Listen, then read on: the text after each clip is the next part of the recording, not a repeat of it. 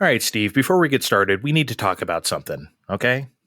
So, there's a situation we have going on in this little country of ours where a man murdered a CEO of a health insurance company in broad daylight. And this man is a modern-day folk hero to a lot of folks. And let's not mince words, okay? A lot of people want to fuck this guy. They do. And I don't blame them. Why wouldn't they? Look at this guy. He's a handsome Italian-American man whose last name starts with an M. But Steve, something occurred to me last week. You also have an Italian last name that starts with an M. And guess what? I as well have an Italian last name that starts with an M. So between the two of us, I feel like we should be able to parlay Luigi Mania into us getting laid. What are we doing sitting around here? We need to get to work on this. Babe, I'd kill a CEO for you. I've never heard anything hotter in my life. Let's start the show. Step into video game land. Welcome to Fine Time.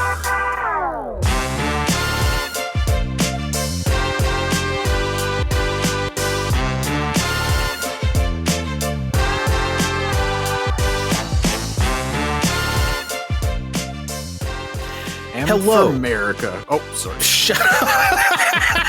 You know where the theme song goes. You do this on purpose. I swear to God. Still playing. Oh my God. Should I leave that? Let's leave it. Hello, fuck it, let's party. go. Hello, party people.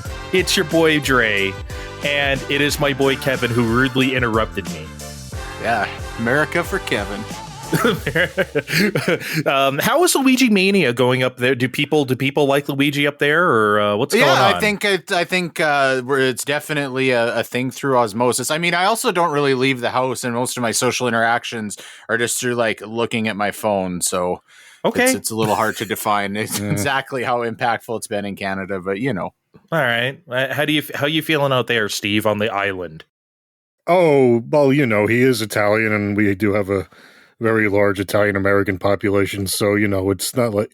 Even the more conservative people are like, he's Italian, so maybe I shouldn't say anything too badly about him, so... Mm-hmm. It's a lot of looking the other way in public about this situation. Is it like the Billy Joel status, or is it just, like, not quite that high? Unfortunately, we're a bit more conservative leading out here, so it's a lot of... looking the other way. It's like, I don't see this Luigi business. It's just okay. Whatever he's doing is none of my business. Gotcha. His business is his business. I didn't want to impose on your intro, which obviously I eventually did anyways. But I wouldn't have guessed either of your last names are Italian. I did know they started with M. Now, are you guys certain that they're actually Italian heritage names, or are you just like making a desperate reach to get laid? No, they are extreme. Mine is definitely extremely Italian. There are very few people with this last name in the United States besides me, my dad, and like it's not very many. And if you look up, I did this one time. I looked up this name on like Facebook of like, you know, see who has my last name. They're like 98% of them were in Italy. Like it is Italian as hell, apparently. There's considerably more of us, but it's Italian. We're Italians. Okay. Yeah. Hey, gonna punch your face over here. Talking with my hands sometimes. Steve, can you give us a good pronounced mozzarella in Italian? Mozzarella. Okay. He did the finger. He did the pinch, everybody. I want everybody at home to know that. Yeah, I felt like I was watching The Sopranos all over again. You did like that show. I do remember. Great. You've never watched Mad Men, have you? I've watched the first season 2 times, and I just like I don't hate it, but it's not doesn't do it for me. Doesn't hit for you? Okay. Is it one of those shows where it's like you gotta like get past the first season, or no? Is it if you watch the entire first season, you're not into it. You're just not into it. It's a little like drama-y for me, maybe. I've never really sat down and given The Sopranos much of a shot. I watched scattershot episodes of like the first season and a half when they were like on when was that? 99, 2000? Jesus Christ. I think it was 99. Yeah. So I remember like I watched some of it and I was kind of into it. I would like to sit down and watch the whole thing sometime, which I've never done. We didn't have HBO, so my dad was borrowing seasons of VHS tapes from the library to watch The Sopranos when it was relevant. Yeah. That's pretty hardcore.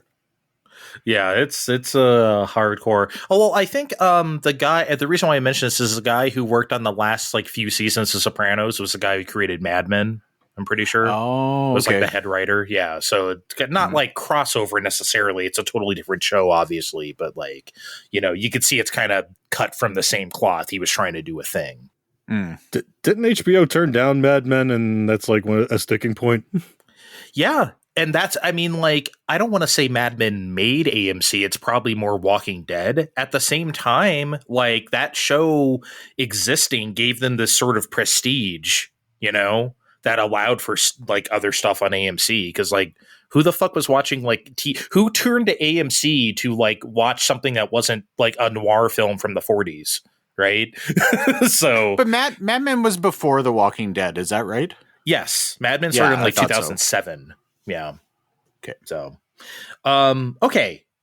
We have all been playing the same game, which doesn't happen very often on this show unless there's like a big Nintendo release. But this is not a Nintendo release. This is an Xbox release, but only one of us has an Xbox. So 2 of us were playing on PC, and the game, of course, is Avowed.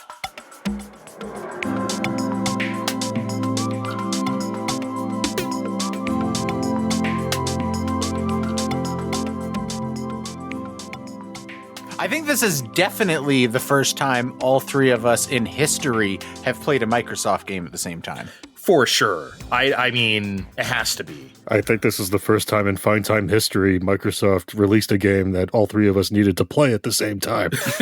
Yeah. Yeah. Because I don't know. I'm trying to think of something in like Series X history that I would have played before I had this new PC. I'm trying to. Maybe I would have given Halo Infinite a poke. Maybe. It's kind of I think you would love the Forza Horizon games. I think you would fucking love them.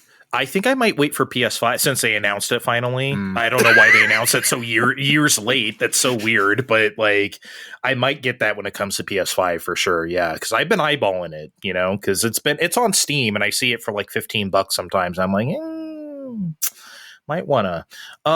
Yeah, so we all play Avowed. We've all played a bit about Avowed.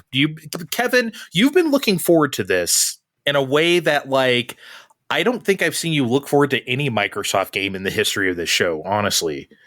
Yeah, no, okay, so before I get there, I want to propose something to you because, spoilers, we're talking about Avowed, and we also all played the Sonic Racing CrossWorlds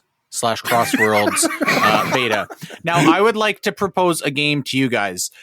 As we talk about Avowed, you have to take a drink of beer every time we say the word Skyrim. And when we talk about Sonic Racing, we have to take a drink every time that somebody says Mario Kart. Okay? If anybody is breathing at the end of the discussion, they win. This show's not even making it to air. Us in the United States do not endorse this game by Kevin because you might die. All right. Well, I'll do that, and we'll see how that goes. Okay. Yeah, I was fucking jazzed for this. I think I've been like ready for a Skyrim like, and we'll get to that because this game is very much not Skyrim, in a lot of ways. But I think it's probably fair to call it a Skyrim-like, just given the nature of the game and, that it's a fantasy RPG. And I really liked the aesthetic that was going on, so I was always interested in it. But that being said, it's far exceeded what I was hoping to get out of it. I'll get it out of the way right now. I love this game. I think probably out of the 3 of us, I like it the most. You probably do. I also really, really like this game, and I was nonplussed by it seeing at like Xbox events or almost said State of Play. It would not be shown there at a Summer Games Fest or whatnot, because I was always, me and Steve, right? We were always like, oh, we were very, what kind, Avowed. Come on. yeah, Avowed. we were very, okay, you know what? Let's roll the clip. This is from July 2023. Okay, I think it had to have been from a Summer Games Fest or some sort of Xbox thing where we saw this. Listen to Kevin's excitement and listen to me and Steve being like shruggy shoulders. I don't know. Here we go. Let's talk about Avowed for a second, because Microsoft seems to be hanging their hat on this one, Kevin, a lot, and I'm not necessarily sure why. Sure, it's Obsidian. Okay, and I love Obsidian's games, but come on, is this really going to be like what they think it's going to be? Also, this looks a lot different from the last time they showed it. I don't know about you. This looks like almost a different art style. It kind of looks like the same concept, but something has definitely changed. It definitely seemed a lot more like bright and neon, yeah, I think. Which is fine, but I don't know. I mean, it looked fine, I guess, but I don't know. Maybe System Seller is pushing it, but I do think this is going to be big. I was kind of surprised that you guys seemed down on this. I thought it looks really cool with this trailer. And I really like that idea of like this like Elder Scrolls like with, you know, more colorful, almost this kind of like fairy tale vibe to it. So I'm really excited. This is almost certainly going to be a day one play for me. And I guess it'll be interesting to see how it turns out. I think this is going to, as long as it doesn't turn out shitty for some reason, it's going to at least give Microsoft that much needed boost that they need about 10 of in the next year. Wow. I don't know. I'm not so sure. I hope it does. I'm not saying it looks terrible or anything, but it didn't really look like I thought, Steve. I don't know. It looked like a fake game that you'd see in a movie. Like, come on, put down that Avowed and come on, we got to go to work. But then they turned it down and they're like, fuck it, we're going to make this into a real game. It sounds like I feel that like that's I'm almost offended. I feel like that's slanderous. I'm standing for Avowed right now, Steven. You shut your mouth. Look, I'm sure everyone will enjoy it when it comes out in Game Pass whenever. Joey Tribbiani would be very excited about his bit part in Avowed on an episode of Friends. I feel like, right? Come on.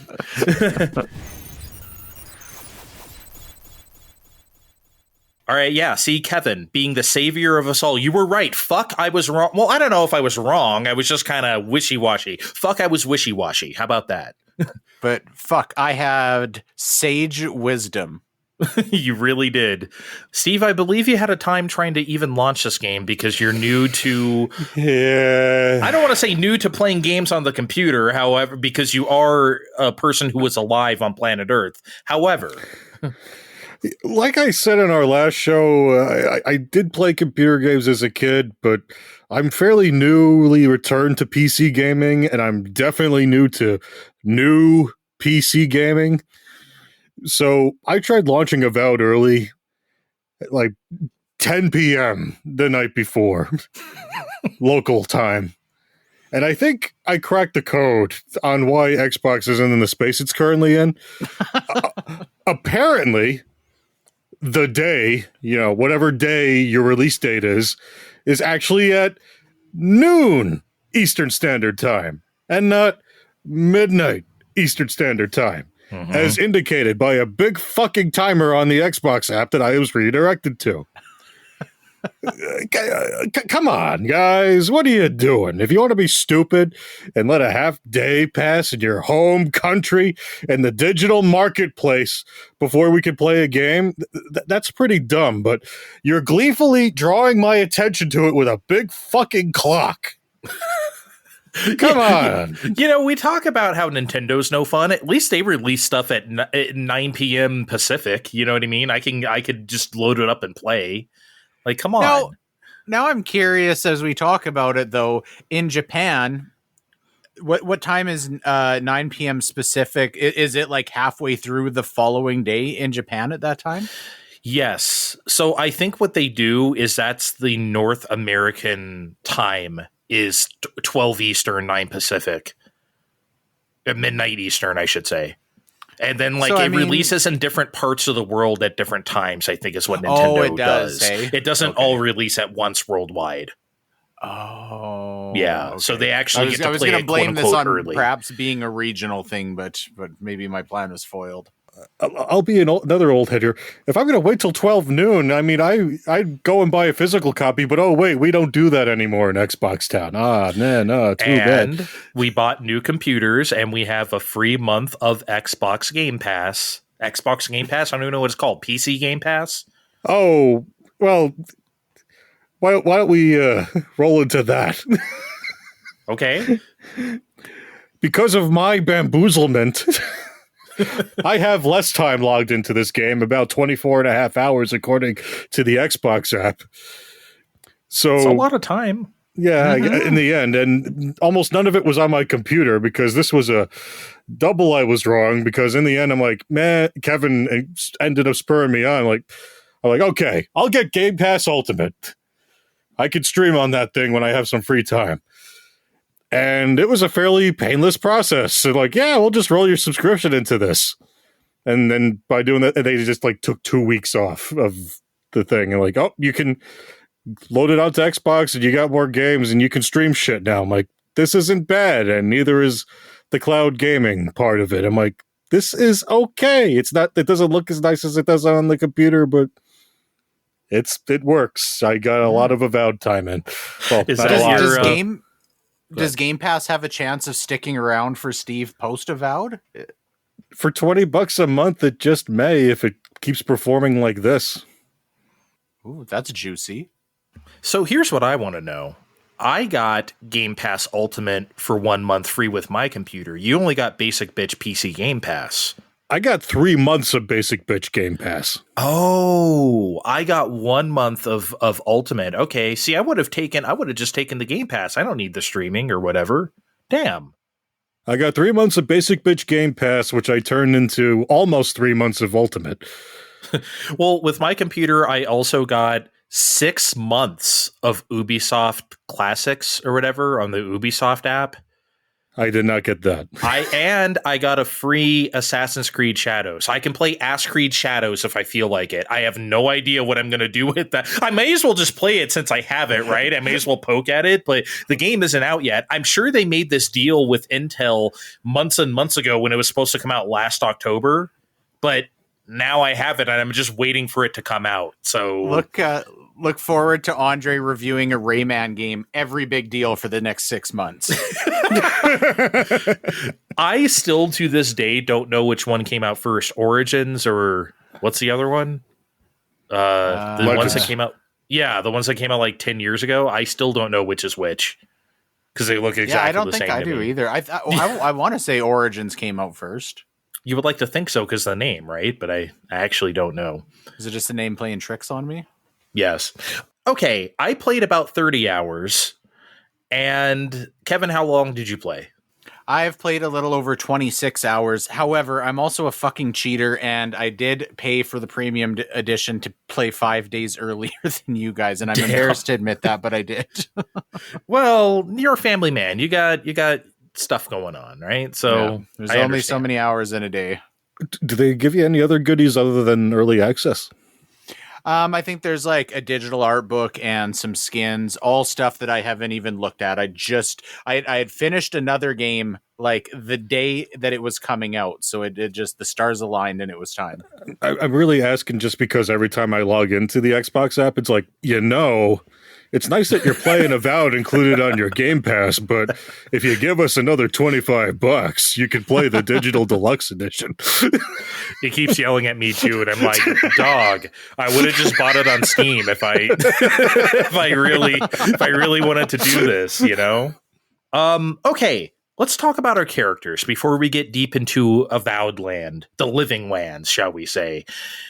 How are we approaching them? So I did the Arcane Scholar background, and By the way, if you think that scholar background saves you from all the colonizer dialogue choices, it totally doesn't. you can still manifest some destiny if you want to. I did not want to. But yeah, my character looks like just like an old black dude with gray dreadlocks and a gray beard. You know, too old to have a role like this, but that's what makes it funny. I always like making an old character. And yes, his name is Pizza Dinosaur. Very so fitting. yeah, that's how I'm rolling. I gave my guy the war hero background, which is kind of funny because I did my best to make him look like he's been on a meth binge for like 5 years. And then I named him Twig just because I thought it was fitting. So I don't know what it makes me. Doesn't Marilyn Manson have a guitarist named Twig or Twiggy or bassist Twiggy. or something? Yeah, Twiggy. Twiggy Ramirez. That's what I fucking thought. I knew he had a real person last name. That's what made it funny. I was like, I knew the last name was normal. Steve, how you rolling in Avowed? Yeah, I picked a Noble Scion background. He's a bald guy with a beard because I figured I was going to cover up with a helmet. Not the case, because usually that's what happens in these games. But I'm playing this game like a real asshole. I'm taking bribes. I'm disrupting crime scenes.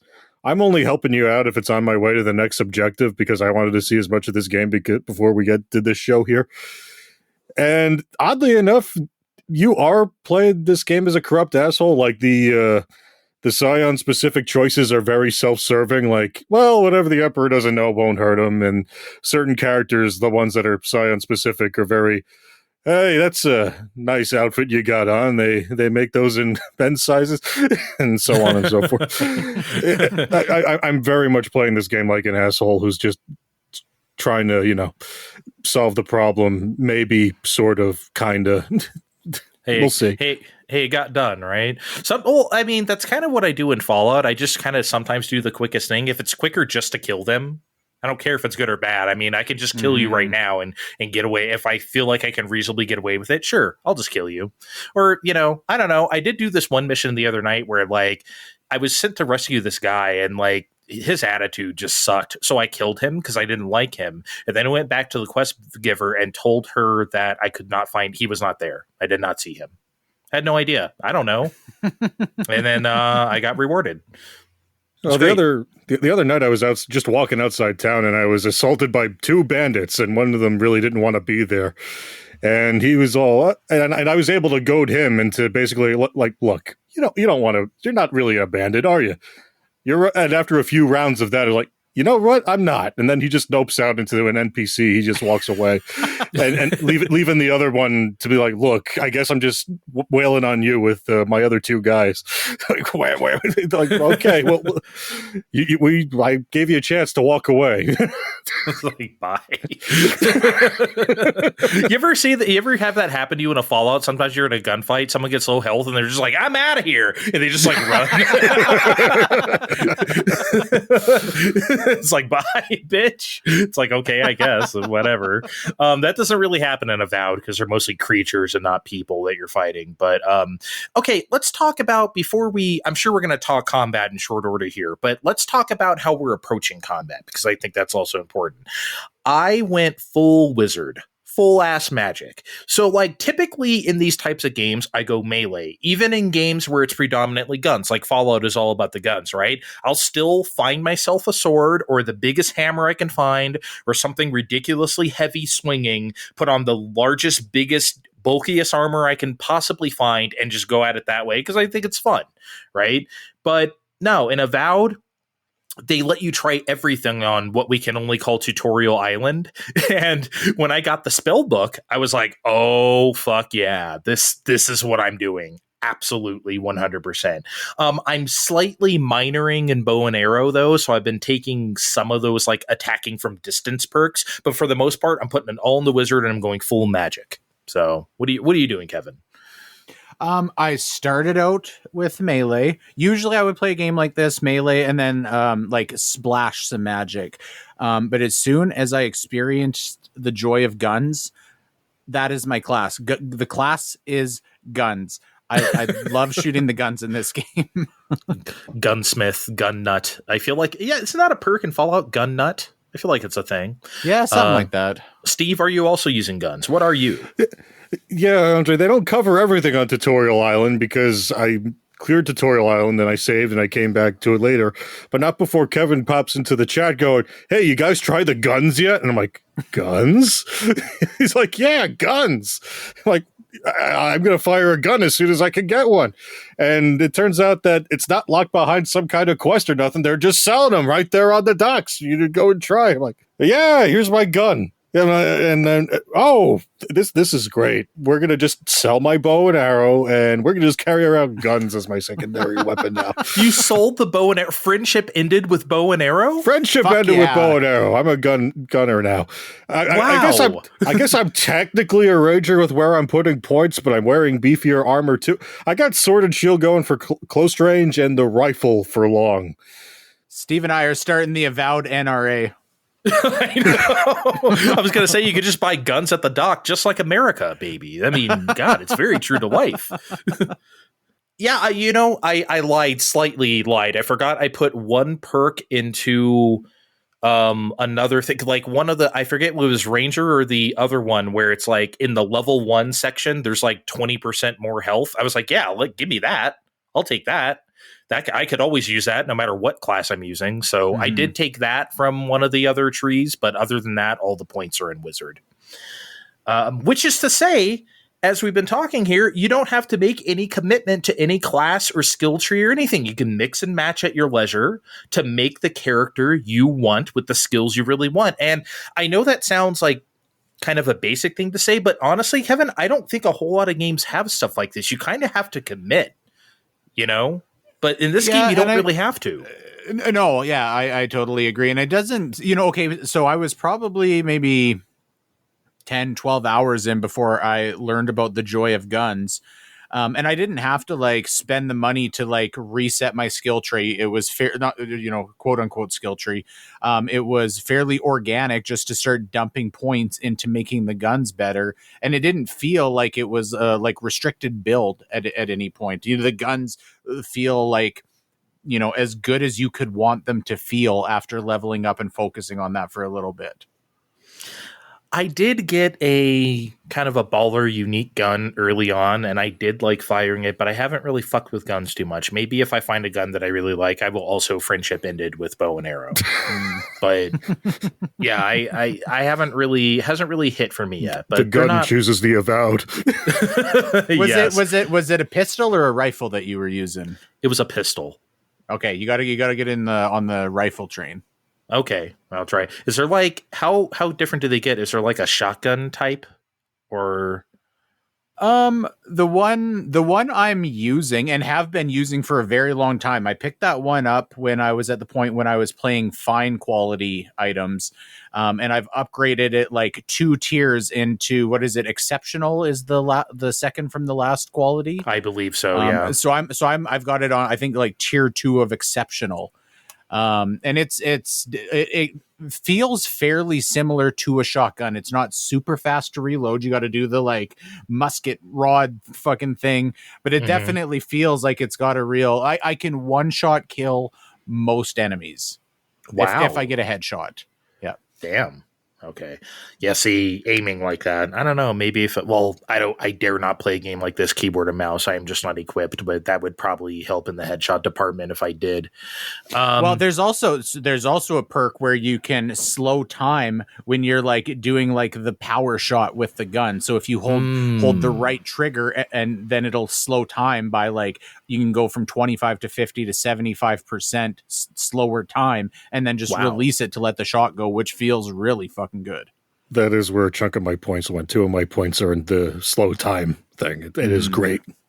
So who needs VATS, right? You could just fucking do that. That's that's and amazing. It feels super fucking satisfying, and it doesn't feels like heaven when I'm killing bears. And it doesn't feel like it slows down the pace either.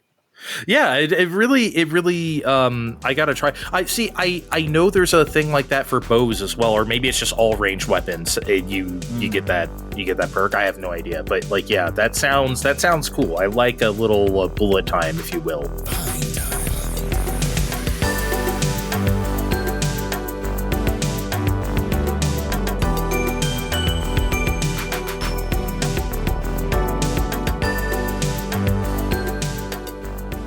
Should we just talk about combat in general? I think this is where we're going to start comparing to Skyrim. Again, I'm going to say it too. I don't think Avowed is very much like Skyrim, right? But like, I feel like that's going to be a touchstone for a lot of people, and everyone's played Skyrim, so I feel like we can just use that as a base of operations going forward, even though they're not super equatable, in my opinion. Yeah, and I think a lot of these comparisons are going to be exactly why. Why is this different from Skyrim, and how does it set itself apart? Because I think that's like not only setting itself apart from Skyrim, but the things that set it apart from Skyrim are just specifically what make this game fairly unique and stand on its own. Okay, let's start with combat. Yeah, I think that combat is hands down, if we're comparing specifically to Skyrim, the biggest upgrade over Skyrim, and it needed to be, because I think combat was one of the bigger weak points, and Skyrim is it pushing 15 years old, I think, at this point. Yeah. What are we, 14 years ago? Mm-hmm. So it did need to be better, but they really nailed it. There's a real flow to combat. And as we just talked about, different weapon classes, it never really loses that flow. It's not like when you switch to one thing or try one thing, it feels like it cuts it off at the knees. All of those styles feel equally satisfying and well thought out. I think that's what's important, right? Well, two things. No matter what you choose, you want it to feel validated. There's nothing fucking worse than a role-playing game where it says, "Oh, you can do whatever you want," and then you find out you can't actually do whatever you want. They want you to do this one thing, or you're going to have a really bad time. That is not the case in Avowed. Also, I don't think Skyrim's combat was much evolved over Oblivion, or quite frankly, even Morrowind. I feel like that combat is ancient. So like, even by the time we got to Skyrim, it's just like, it's still the same shit, right? So to me, we're talking about combat that is 25 years old. Yeah, it's definitely very like walk up to the thing, mash the right trigger and maybe strafe, and that's kind of like the only depth that's there. Right. Obviously, those games don't live and die by their combat, and quite frankly, neither does Avowed. But it's very well Avowed. Is very. Neither does Endowed, but it's. I just got it. I just got his joke just now. It just hit my brain. I just understood. It's snappy, right? It feels snappy. Avowed. I don't want to say it's like kinetic. I don't want to say it's Devil May Cry. At the same time, it definitely feels good. Again, it's not. I know I'm using a magic person, and this is like my only frame of reference. It's not Heretic or Hexen or something like that, right? It's not that like super fast paced, like shooty, bang, bang, like strafe around and fly around, but there's definitely something here, right? It has a spark. It even feels better than the Outer Worlds, I would say, their previous game. You definitely need to be staying on the move, I think, and that's a big thing. That it's not, and I think because the movement feels, so good, and we're going to get there too. There's a lot just about kind of how you move around the world that separates from Skyrim as well. But I think that movement during combat keeps it engaging, and it also gives a little bit of an element of strategy to it, right? When we talked about, Skyrim, you run up, you hit the thing with the melee weapon or the magic or whatever, and maybe strafe a little bit. That is very much not the case here. You need to kind of be thinking about where you're going, and the enemies fucking move fast. So you have to be moving around these areas. And there's a bit more strategy than usual, right? Because usually the guys just come at you, whether it's a death claw or like a rad scorpion or whatever in Fallout. They just kind of lumber at you, and that's kind of it. And whatever. Again, those games aren't necessarily all about the combat. However, in Avowed, there's definitely things you have to look for. Like if they have a priest, look the fuck out. He's going to heal everybody. You better kill that thing, right? So it's you gotta think sometimes, not just like here they all are and kite them around and shoot them. So well, and I mean, even on top of that, they definitely have a lot of enemies using ranged weapons. And at the same time, you've got like the berserkers that are like rapidly rushing you. And if you're running around trying to get a good shot at something using a ranged weapon or a priest, those things are like on your ass where you got to be fast. Otherwise, they're just going to kind of knock you back while you're trying to aim or, do what you're doing. Mm-hmm. And the spells support this, which is why I really like using Wizard, because if like you said, if there's like a group of rangers up on a thing, I can blizzard their ass. They're going to be frozen and dealing with that. And then in the foreground, if someone's rushing at me, I can fireball them or whatever. The spells just have like actual utility versus like, do you want to set them on fire? Do you want to ice? Like, here's your ice ball, here's your fireball, here's your lightning bolt, right? It's not just like, here are forward projectiles, or it's a lot more than that too. So it's very inventive and cool in that respect. I want to touch on the stamina for a minute, and obviously that's part of combat. But this actually does integrate into the combat. Running doesn't use stamina, this feels good during exploration. This feels good during combat, and I think this is the first. There's going to be an ongoing theme of things that we're going to say that you could argue it has quote unquote reduced realism. But it does make the game significantly funner and more engaging, in my opinion. I think having no stamina when running is I feel like the next game I play that does use stamina when running, it's going to feel like a deal breaker after this. I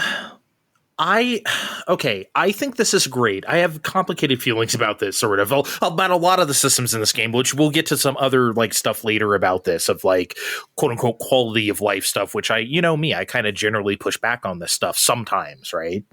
But when it comes to the stamina, I think it's great that you don't use stamina when you're running in or out of battle. And I'll go one further. I don't think stamina should be here at all while attacking, while anything. I think stamina bars in video games in general are not that fun. I don't think they should be in anything. It's come to my stamina about the stamina bar. The stamina bar adds absolutely nothing to battle in Avowed. I really don't understand the point from a game design level. Okay, I'm waving my wand, I'm zapping some guys, now I get tired. Okay, then what? So I can't attack for a little bit. I'm not sure what it's doing on a gameplay level. Maybe one of you guys can tell me, like, I'm wrong here. I'm going to argue that, because I think that there's also and I don't know the name for it, like the enemies have like their fatigue bar or whatever it is, right? And it builds up yellow, and once you get it to the top, you get like a quote unquote glory kill, right, where it slows down. Yes. You do way more damage and it refills your stamina bar. And I think there is kind of a risk reward system going on when you're deciding, do I keep pushing this guy to build up that fatigue bar, or am I going to set myself back where all of a sudden I'm opening myself up to attack because I've depleted my stamina bar? There is that, but I feel like the fact that you have, like, you know how, like, you can charge the shot and shoot them no matter what you're using, you can charge up and attack. You're not attacking at that point, and you are vulnerable. I feel like that's penalty enough, in my opinion, but maybe not. I don't know. I think it's kind of funny when you got a full charge with the shotgun and then you fire, the rifle, and then you fire it, and then you give a very winded, like you just did the most difficult thing in the world. I guess the comedic value of the stamina bar. I guess that's the price we pay for not collecting all the shotgun ammo in the world. Yeah, it's a delicate balance with going full wizard, because when you cast a spell that doesn't use stamina, your stamina bar's going up while you're casting. So but then using the wand or whatever, obviously it goes back down again. So it's kind of like, okay, I need a bit more stamina. Let me cast a spell And then, so it's interesting in that regard, I guess. But honestly, I don't know what it's doing for gameplay or quite frankly, any other gameplay. But, what do I know? Let's talk about the world.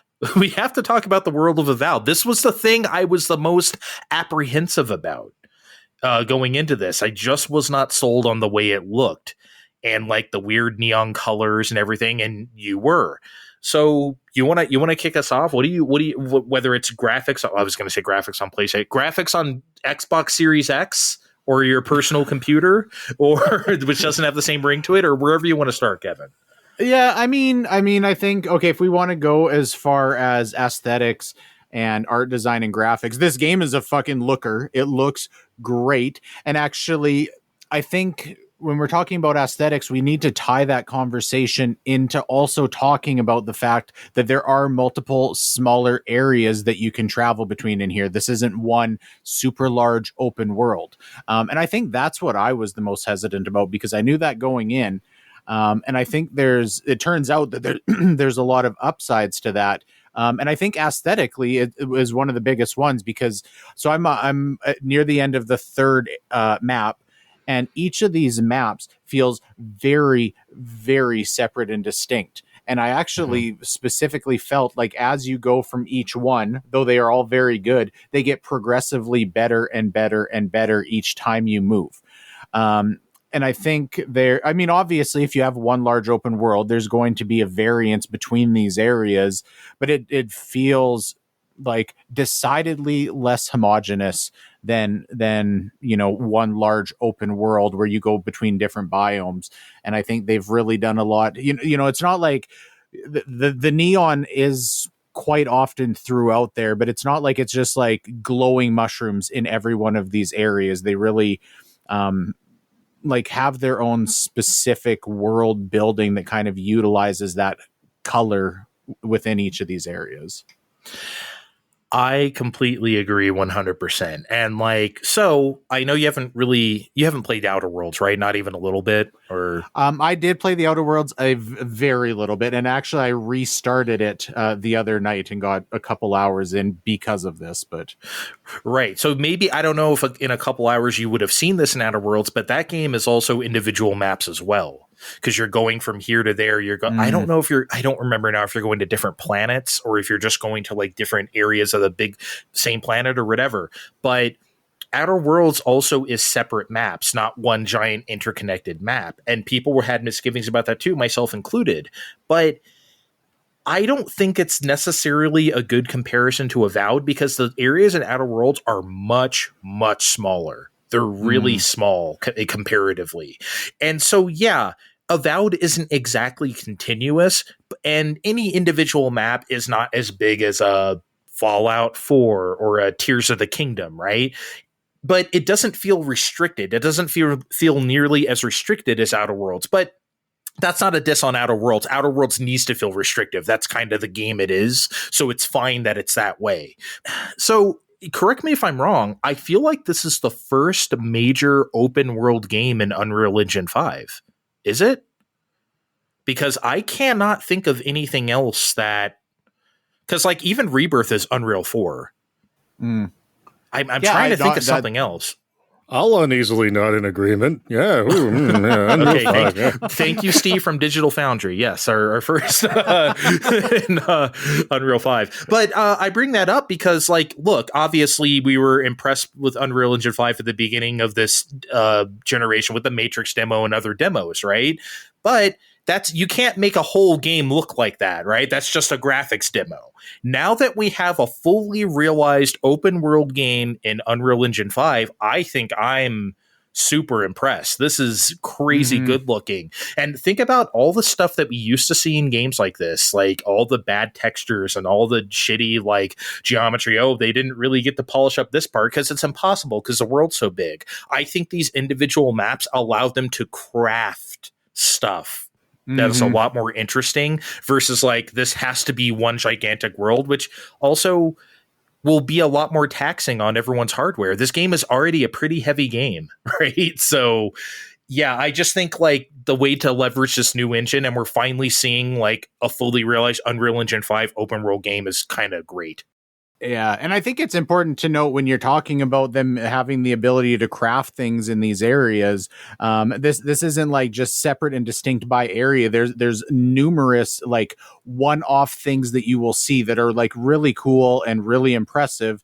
That you're only going to see once. You're not going to see this copied and pasted throughout that world. I remember all of a sudden I went up and there's this like giant, installation that's very like satanic looking with all of these like people like reaching out of it, and it looked fucking gorgeous. And that's like a one-off thing. And now obviously this also has a lot to do with, I think it's fair to say that this team was definitely given the amount of time that they wanted to like really polish the fuck out of this, and they didn't rush it out the door. But I think that they're probably the technology that they're using to make the game had a contributing factor to that as well, that allowed them to be able to not spend all their time getting lost in the weeds just trying to like fix the shitty looking base of the world. Yeah. It's really cool. I mean, because you're right. You can see some really cool sights. Like, did you see that cliffside where you can see like the gigantic like dinosaur bones coming out of like the cliff side? I think it was in that. No. It was in the second. It was in the second map somewhere. It was crazy looking. Like it was like literally like you're looking at some sort of archaeological, like natural, like not people digging it out, but just like here is this like thing that died underground billions of years ago, and now like the earth has formed where it's like you can just see the bones of it. It was wild looking. It was insane.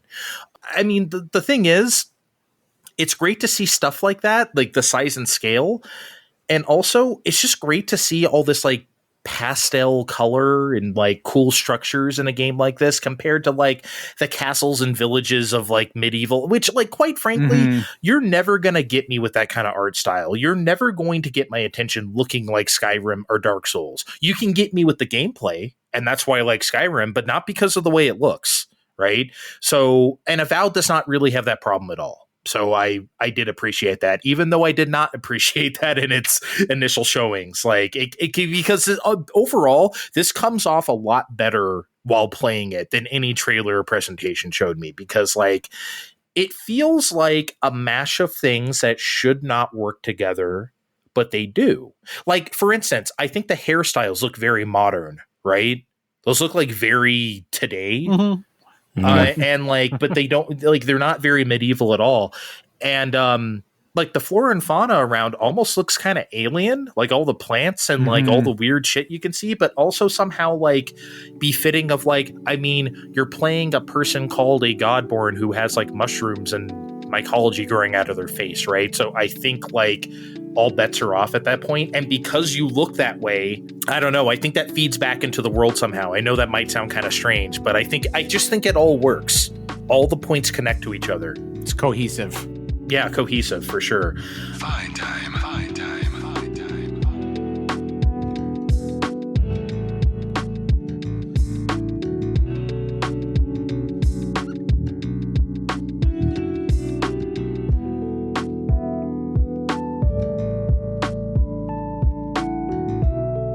If I could talk geometry just a little more here, I think like I've seen some cool sites in caves and dungeons and stuff, but if I could have one criticism early on, is that I don't think the dungeons are super interesting yet.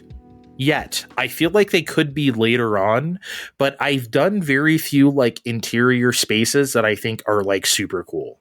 The Dawn Treader quest, of course, was like the pinnacle so far. That shit was crazy. And I wish we could talk about that, but that's major spoilers, so we can't. Maybe we can during the break here. But I that was really cool, but then I haven't seen something that cool since. I've seen stuff that looks okay, but like I feel like as the game goes on here, I hope they have better ones, because I feel like that's going to break up all the exploration and like overworld kind of stuff better. What do you think so far? Have you felt this the same way I have, or no? I was mostly going to say, I'm really just doing stuff that's on the way to other things. And fairly early on, I basically tripped on what could be best described as Spider Cave. And I went into Spider Cave. And you won't believe what's in Spider Cave, you guys. Do tell. A lot of dead soldiers and people, because, all the fucking spiders that are in the spider cave. And besides that, I'm like, yeah, I'm definitely picking up shit off of dead guys, and I'm killing the thing that turned out to be a bounty that I didn't realize I was supposed to do in town. But that was fun. I went back to town like, hey, I already killed the spider, you bitch. I'm like, okay, here's your reward, buddy. Yeah, but I'm like, no, that wasn't particularly interesting. Yeah, I mean, like, it was fine, but I want something like better. I'm thinking of, like, I don't know, like cool rotted out buildings you find in Fallout, and you go in there and you're hacking all the computers and you're reading about stuff before the war and stuff like that. Like, I want some really involved, like, thing like that. And like I said, I haven't really gotten that from Avowed yet. I hope it does happen. I'm not saying it needs that to be a good game, but I would like some more in that regard, Kevin, for sure. I can think of a handful of dungeon or dungeony areas that I don't feel that way about, that I think from aesthetic and like flavor perspective, that they can stand on their own. That being said, I don't think that these dungeony areas are as good as the overworld exploration and not that they're a weak point, but specifically because there's so much verticality when exploring the overworld area, and the times that I've been very in the moment aware, like I am having fun. I'm having a fuckload of fun right now playing this is when I'm out exploring the overworld, because there's a lot of shit to find. It looks really cool. And it just feels very good moving around it. There's kind of a, I don't know, would parkour type feeling. Is that fair to say? When yeah. You are expected to run and jump and like get to a ledge where you can grab it with your hands and hoist yourself up. And all of this feels very good, especially the animations, right? The animations when you're pulling yourself up, the animations when you're running and sliding, the animation when you're like going to a ladder and need to like turn around and go down the ladder. All of that stuff is very, it just feels good and it looks good. And I think that goes a long way, in the exploration itself, along with just finding cool stories to tell yourself. Yeah. And obviously that's why I love these games. I do love to go explore around. Shit, that's why I love Breath of the Wild and Tears of the Kingdom. It allows you to do that with Zelda, which is like my fucking dream. I don't need dungeons. I know people complain about that stuff. It's like, I don't need that shit. Just give me all the overworld stuff. That's what I always come to Zelda for. And that's what I get. And obviously that's what I'm getting with Avowed. However, I just do wish that they did have a few more, I hope going forward, the interiors get a little more interesting. Not that they're boring, but you know what I mean? That's just kind of maybe my only real criticism of the game so far. I have one more thing I want to touch on before we move on from world design. Enemies do not regenerate ever after you kill them here. The blood moon does not rise again. And I really like this. It feels satisfying to clear out a kind of a swath of that map and feel like you're claiming it. And this is just, one of those other things on the list. And maybe not, obviously, I mean, enemies regenerating is not a realism thing, but I think they had to like go out of their way, just from a tech perspective, to not say, okay, we're running out of too much memory keeping track of what's dead and what's not. They built it so that the game knows what's dead and it stays dead. And I appreciate that. I think that's a good quality of life thing. Absolutely. I would like to talk about like weapons and stuff and the way you upgrade them real quick, because I think it's handled very smart. It's a really smart approach to something that is usually a problem in these kinds of RPGs, where you have to abandon like your really cool and unique weapons or armor that have like these unique attributes that you got in this quest, because you found something several levels above it and it's not nearly as cool, but you have to use it because it's so much better than what you have. You don't really have a choice. In Avowed, you can upgrade everything to the top. If you found something and it's only like common quality, you can upgrade that all the way to exceptional or superb or whatever. Like you can take that weapon with you as far as you want. Or of course you have the option of going to a shop and it's like, this one is the same thing I already have, but way better. And you can just buy it too. You have the choice to do that. And but again, of course, if it's a unique weapon, you don't have the choice to do that. But again, you can have those things grow with you. And I think that's smart. I think in like looter shooters that I love, like Division or Borderlands, I think it's fine. You're tossing guns. Okay, you get a new one. Okay, this one was baller for a few levels. Okay, here's this new shiny gun I got. That works in that. In games like Avowed, I think it's cool that you get to basically carry forward your equipment infinity. I fully agree, and even on top of that, the upgrade system. So there's this game doesn't drown you in 100 million different things that you can collect around the world. There's a fairly limited set of things that you need to collect to upgrade these items, and even I want to be able to explain this properly, so feel free to help me out. Even the subsets of items or materials that you use to upgrade your items, you can upgrade those. So for example, if you have a common sword and it takes 5 steel to upgrade, once you get that sword up to fine quality, then you need 5 like what I don't know, fucking hardened steel or whatever it's called. Mm-hmm. And you can take the original steel that you have in excess of and upgrade that material into the hardened steel to then upgrade your sword. So there's not that many things, and you can like break these things down and build them up, the materials, just to upgrade your weapons. And it feels very organic, where it's not, it doesn't turn into like I've got to run around the world and spend a shitload of time trying to find these things just to upgrade this weapon. Or worse yet, if you find something that's like fairly low quality, you don't have to go back to like a old map and get like the old shitty things. You can break down your good stuff into like the less good stuff, which is what you need to upgrade that thing. So you don't have to like root around for it. It goes both ways. You can build them up or break them down. Yeah. And when you find common swords late game, like nothing is a waste. It's not like it's just garbage laying there, because not only can you break that down, you can pick it up and you can break it down right on the spot. Or you can even send it back to your fucking inventory if you're getting close to being if you're close to getting over encumbered. So it just like goes back to your camp and goes out of your weight allowance. Again, all of these things are quote unquote less realistic, but just make everything so much more streamlined. Guys, I'm about to do something I don't usually do. I'm about to admit that I'm an idiot on the air about a thing in the game. Oh no. It took me an embarrassing amount of time before I realized that was what I was able to do with weapons and things. That you didn't have to carry them with you? No. That I was able to upgrade them so easily and so freely, because I'm just used to, like, other RPGs, like, okay, I gotta hoard all my gold and get the better shit at the store. But you can do that. See, that's valid though. You can play that way. No, but then I finally figured out, like, wait, I could just break down all this shit here and I can make it better right fucking now. Right, yeah. But if you take all those perks about getting more money from pickups, or you have I got like some sort of like trinket that gives me like 20% more money, and when you pick it up or something like that, I'm like, hell yeah.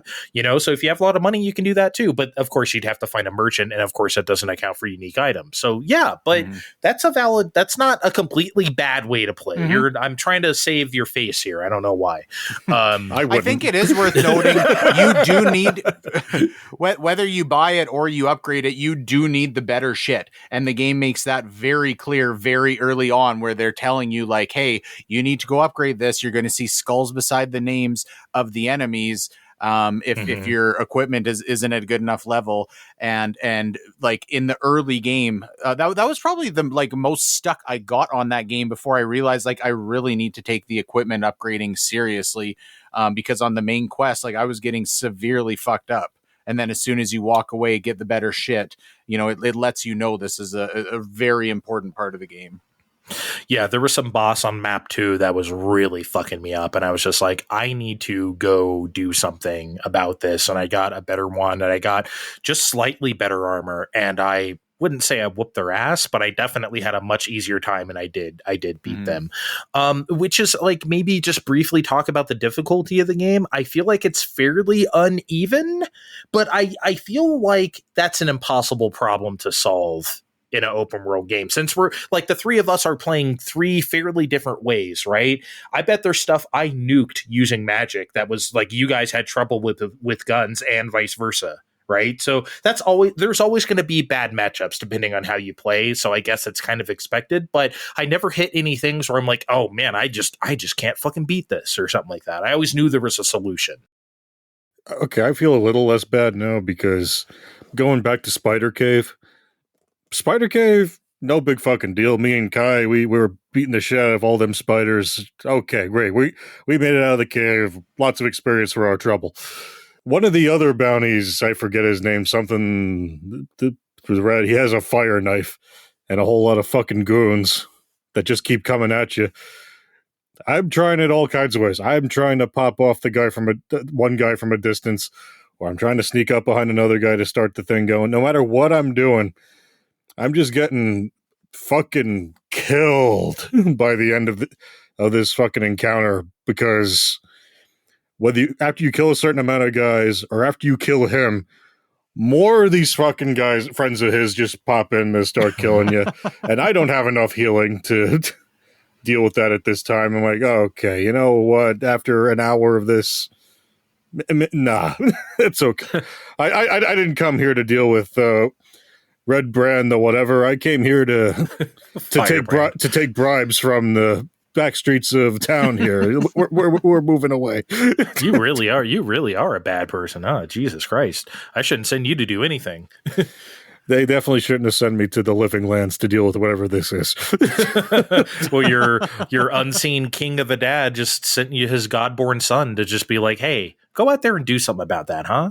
And now you're just running amok. Oh, I'm doing something about it. I just don't think anyone's going to agree it's whatever I'm doing.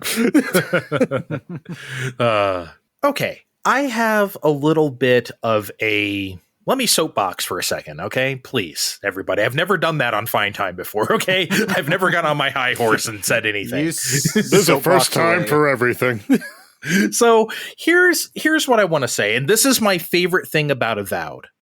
I feel like some people may see the approach of this game as restrictive, not just the maps or that's not truly connected or whatever, which both of us agree, all three of us agree rather, that it doesn't matter. But think about just about any other game of this type, right? Where you get into a town and you can buy a house and you can live there if you want, or you can steal stuff from people, but don't get caught by the guards or else you get in trouble, right? Or you could cause chaos in town and kill all the shopkeepers and innocent bystanders and run away and, oh, I got away with it, tee-hee. Avowed doesn't have any of that. None of that. When I got to the first town, the very first thing I did was save, and it's like, okay, how much are they going to let me fuck shit up? And I tried to attack a random NPC that just gave me a quest, and it would not let me. My wand bolt just went zoop, right through him. Attacked the shopkeeper, nothing. Attack my companions, nothing. Avowed is simply not that kind of game. And I wonder about people who were weaned on that kind of like Elder Scrolls or Fallout type of open world power fantasy, right?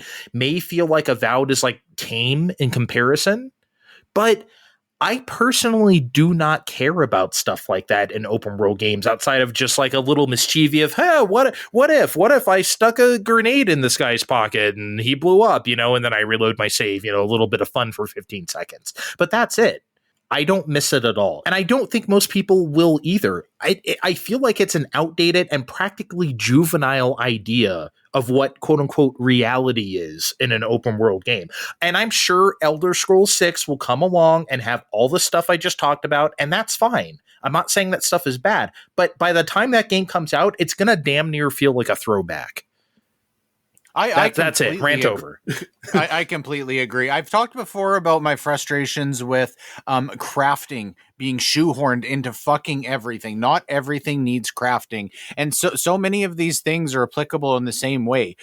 I do think if a game has an idea where they can make it interesting and make it fun and make it unique, they should do that. When we think back, remember on Link's Awakening, the first time you tried to like steal something out of the shop, and the shopkeeper was like, oh, don't fucking do that. That was cool. Not everything needs to, there's no reason for this game to have stealing stuff. It adds nothing. If they had a really good, useful idea for that, great. But there's just been such a feature creep of everything, where I think a lot of developers feel an obligation to pack all of this shit in just because all of these other games are doing it, and all of those are good examples why. And yeah, I'm fully on board that it doesn't, unless they can do something with it, you don't need to do it. Yep. I need to push back slightly, and I mean slightly, because I agree. Not every game needs everything, and especially the two big Zeldas that we all know and love really showed that we don't need all those features. But at the same time, I think it is weird as shit that no one responds to anything I'm doing around me unless I'm talking directly to them. I'm hitting I'm shooting a box with a rifle. Not even a surprise from people around me in town. Like, come on! I just shot your box of mangoes or whatever. Pretend to be a little shocked. Come on. I sometimes they will say something in very specific instances. Like, I saw some beggar on the street and he had some cash in his little thing right there, his beggar's pot, and so I stole it. I quote unquote stole it. And he's like, God, can't I have anything around here? Or something, like he said that out loud. That's it. But it's not like I got in trouble or they called the guards on me or something. It's just we don't need to do that. But I largely agree. Every game doesn't need every feature under the sun. I'd like to believe we're largely past it. Shit, I thought I wrote in these notes before I corrected myself. It's man, this game doesn't have a day-night cycle. It does.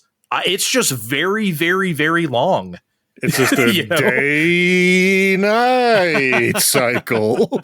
It's very long. I did not realize there was a day-night cycle until I seen that in your notes for the show.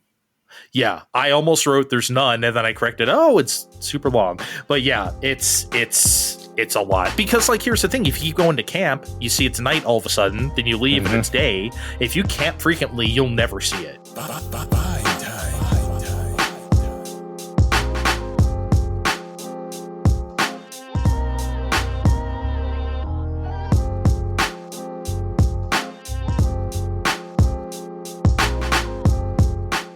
We talked a little bit about quality of life, and this is a term I kind of go back and forth on and sometimes reject depending on what we're talking about, right? For instance, to give the list, I don't know why I assume every listener listen. You listen to every episode of Fine Time, right, listeners? Every single one, and hang on my every word. Dynasty Warriors, the movie's my favorite. Why is that my voice now? Why is that my voice? Why did you turn? No, that was the Fine Time listener voice, but okay. Okay. I thought that was me. Okay, good.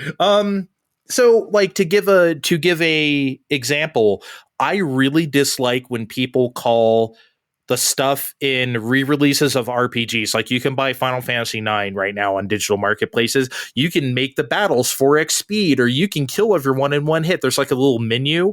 That's not quality of life. That's just cheating.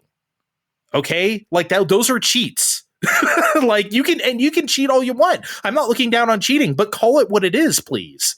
Right? That you are running the game and doing stuff in the game that is not intended. Save states are not quality of life. They're just tools that help you save where it's not intended for you to do so. That's it. So I don't always like to use that term for everything because I don't think it applies. And in fact, sometimes kind of malforms the integrity of a game in a way that I think it makes it worse. But that's a whole other discussion. When it comes to games like this, Avowed or Skyrim or, Fallout or whatever, I feel like there's a number of things that Avowed does or doesn't do that the other games do or don't do that I think is weird. So we can go over, I think, a few of them here. We already talked about stamina. Kevin, I want to talk about ammo in the respect that there isn't any. There's no bullets for guns. There's no arrows for bows. There is no such thing as limited ammo in anything. And I think that is bizarre. Why don't you guys tell me your thoughts first if you have any? But well, it's fine. They explain it away with magic, right? I mean, that makes slightly more sense than in Zelda 1 where it's oh, just you lose money. when you fire an arrow. That is weird. They had to. I understand they wanted to take away something, but like, yeah, it was weird, Kevin. I think it's fucking great here. And I'm not saying let's do away with ammo for everything. I mean, obviously, if you're playing Resident Evil, there is a purpose to this in some games. But when I step back and I think about, okay, if they did have where you have to pick up bullets, you have to pick up arrows in this gun, what is that adding? Okay, I need to spend my time picking up every arrow or box of ammo that I need to see. I'm not getting anything out of that. Alternatively, I need to worry about not being able to use the weapon I want. And it feels good just to use the weapon I want as much as I want it. I've talked about the eat your peas and carrots game design thing before, where they're like, I feel like ammo restriction a lot of time is because it's like, okay, well, you need to try all of these different weapons that use these different kinds of ammo. And this is how we will force you to do it. If I want to use one gun and it feels that fucking good, then let me use one gun. And you know what? If you make your game good enough and polished enough, I'm going to want to try the other shit anyways. I think it was absolutely the right move. And yeah, maybe it doesn't feel quote unquote as realistic that I can just shoot my gun as much as I want, but I would rather be doing that than worrying about not. Well, Kevin, you still got to take your time because, you use too much stamina, you get winded and you need to take a breather and then the other guys start overwhelming you. That's the give and take in this game. I'm torn on this one. I think it's probably good for bullets, but I'm probably not as sold about it for arrows, because I do think there is something to having limited arrows and picking them back out of the dead bodies when you loot them, or if you'd had a couple misses, picking them out of the trees or wherever they landed. I do think there is something to that, and I do think that's fun. I don't think that's busy work. Or oh man, why do I got to gather my arrows? I don't know. I think there is something to that. And I'm not saying there has to be something to that for Avowed. If they don't want to have arrows, fine. I'm not sitting here crying about it. At the same time, I would be lying if I said I didn't miss it somewhat. I don't know. Maybe I'm just being weird on that. Even when you say it's fun, I mean, is that fun picking the arrows out of the bodies you've killed over a 40, 50 hour playthrough? Is that is every fucking arrow you pick out through that? Are you getting any actual satisfaction or enjoyment out of that? Because I'm not. Legitimately, yes. I do think that's satisfying when you're using a bow and arrow. I legitimately do think that. To swing this back to what Andre previously said, we don't need every feature in every game. And Avowed was clearly designed with this in mind. It's fine that it's here in Avowed. We don't need to look for this in every game that comes out after this. I swear. It'll be fine when we play another game it'll be fine when we play the next game and we have to look for ammo or get arrows. I promise. We will live. What? Yeah. When I'm playing Elder Scrolls 6 eventually and I have to pick arrows out of something, I'm going to think back to Avowed and I'm going to be like, I didn't have to fucking do this. I don't know, man. I do think there's because and I'm not saying you guys are saying this, but it's how people are always with Animal Crossing, why can't you just make all the things at once, or why can't you just craft? And it's because it's not an assembly line. It's not a fucking factory. You're making quote unquote making these things with your own hands. That's the whole point of the game like that, especially New Horizons, right? You get that handcrafted feel by doing things one at a time, quote unquote, realistically.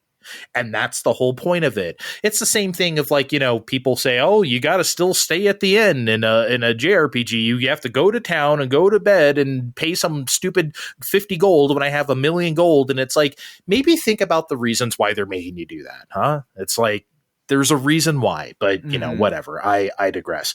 The one I want to talk about probably the most, or maybe the one that kind of bothers me the most, that feels the most caught in between styles, is item weight and the idea of over encumbrance, because this is the one I wish they would have committed to or not committed to. Because if you can just send your shit back to camp automatically from wherever you are, that just trivializes the entire thing. Just don't have item weight at all. Just don't have it.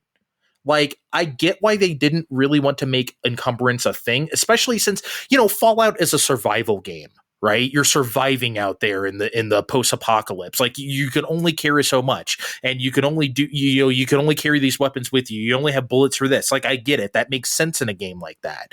In Avowed, not so much, right? So just don't have it at all. just be like, again, like a JRPG where you can just carry like 99 potions and 100 swords or whatever. Like it just doesn't fucking matter. Like, I don't know. The whole thing feels trivialized to me if you could just send it back to camp without actually going there, Kevin. I don't know. Yeah, no, you're definitely right about that. And I didn't even think about it. I was just like, oh, this is great. I don't have to like make the trip back to camp to put it away. But yeah, functionally, it's just changing from one menu to another menu that you're accessing. So that, yeah, it is. But don't shatter the glass for me. I'm already on the verge of like hyperventilating talking about this game. I like it so much. So I don't appreciate your valid criticisms. Okay, sorry. Kevin has said more than once it's about to be Game of the Year, and it's not even March yet. I know. I said it was a Game of the Year contender, which I do believe. Well, I mean, look, it's like me last year where I played Rebirth. I was like, this is a Game of the Year. I don't know what the fuck the rest of 2024. This is it. And I was right. That was the best game I played that year. It was for sure. Maybe he's just sure about it, Steve. I don't know. He can be sure. He's Canadian after all. It's fine. Only Canadians can be sure. Yeah, so that's the kind of thing that I'm like, I just wish they probably didn't have it. There's one other thing, too, that I don't know if it bothers me or not, but it's just something I've been thinking about. So for those who aren't familiar, in Fallout or Elder Scrolls, it's more of a realistic bartering system when you go to a shopkeeper, because the shopkeeper only has so much money and so much inventory. Right? So you have to exchange stuff. It's not like you have like 14 swords. Oh, I'm going to sell these to you for 10,000 caps. They don't have that much money, right? So you need to be like, okay, I'll give you these 4 swords. You give me these 3 potions. I'll put this gun in the pod, and then you give me this other sword, and whatever, we made a deal. Avowed doesn't work that way. All the shops have unlimited money. You can sell as much stuff to them as you want, which is like kind of mind-blowing. Right? It's wild. So it's fine in theory, but like I think that in turn further trivializes the encumbrance system, because you could just sell as many things as you want to anybody you want. Again, it's not Fallout. It's not survival. I have to carry these things with me. And Fallout doesn't have like a camp. You better go find some fucking house that's empty and you better go stash all your stuff in there. Don't you guys do that in Fallout or Elder Scrolls? You just find some random place in the world. It's like, here's where I'm going to put all my stuff in this chest, right? You better remember where that is.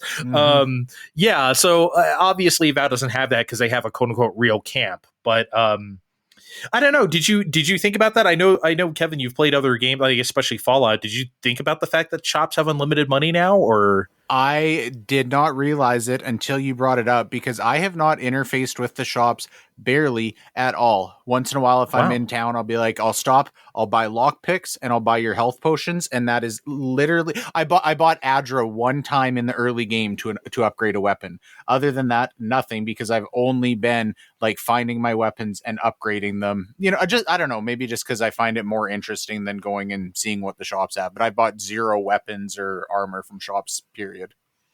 Wow. Well, we know what Steve here has been up to because he already confessed to us, so I guess we can not. Well, I only bought the one gun. Everything else I've been picking off around where I find it too. Okay. But then again, I'm desperate for health potions all the time too, so I think I've done more shopping. I think we all are. This is not Fallout where you can have like 137 stim packs, 20 hours into the game. Like that's not happening. I've got over 50 health potions right now. Just Jesus fuck. Holy shit. Can you send me some? Because does the game work that way? And you all picked on me for my arrows and Tears of the Kingdom. One time. This guy was the arrow master, everybody. He had so many I was like, dude, how do you even... I'm running out of arrows constantly. I didn't have this problem in Breath of the Wild. This guy is like... I mean, were you making them somewhere? Did you find like the arrow fairy? Obviously not. I'm not getting into this again. What do you guys think about the resonant, like sparkly sound when you're near like a treasure chest or like a weird, like, do you like that? Because I really like that, actually. It makes the game feel more magical for some reason. I think there's a lot of stuff where it's a magical feeling game. Yeah. I kind of am sad that there's not a lockpick game. You just hold the button. It's like, this takes 3 lockpicks. And it's like, okay.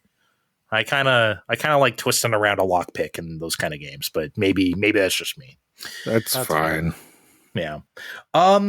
Let's talk story and lore a little bit. Obviously, we're not going to spoil here, but I did feel overwhelmed by the lay of the land and the lore that they were throwing at you in the first few hours, especially on Tutorial Island, because it felt like I was watching, like, I don't know, Days of Our Lives for the first time, like today. Like, the show's been on for 60 years, right? And it's like, what the hell's going on? Who are these people, right? But but I realized soon that was a good thing, right? Because it gets you up to speed, like, super fast. Also, Avowed does the glossary thing. At any point, you can press a button and bring up a glossary of highlighted terms that happened in the conversation you were just having. And I think we all praise this when we talked about Final Fantasy 16 a couple years ago, the active time lore. It was good then, and it's good now. Yeah, it's really good here, especially since there's a lot of fake cuss words and stuff that I want to know what they mean. By the way, I love that this game has fake cussing and real cussing. It's really good. It's a fucked up world in Avowed. It sure is. Got to invent more swears.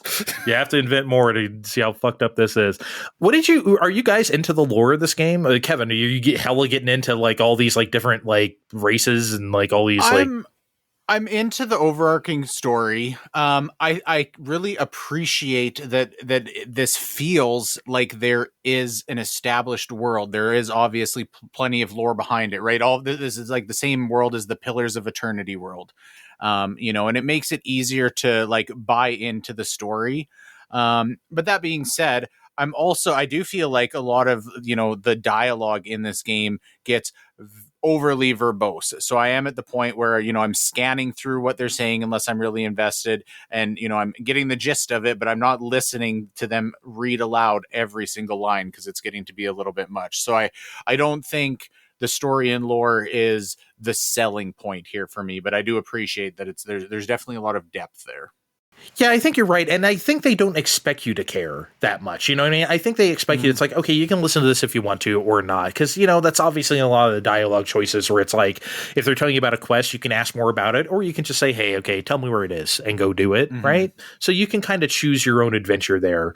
Speaking of dialogue in general, I do think that voice acting in this game is really good. Like, in games like this, I typically don't think much of it because it's usually just okay or it's serviceable. There's a lot of things to voice, so it's not going to be, like, super good, right?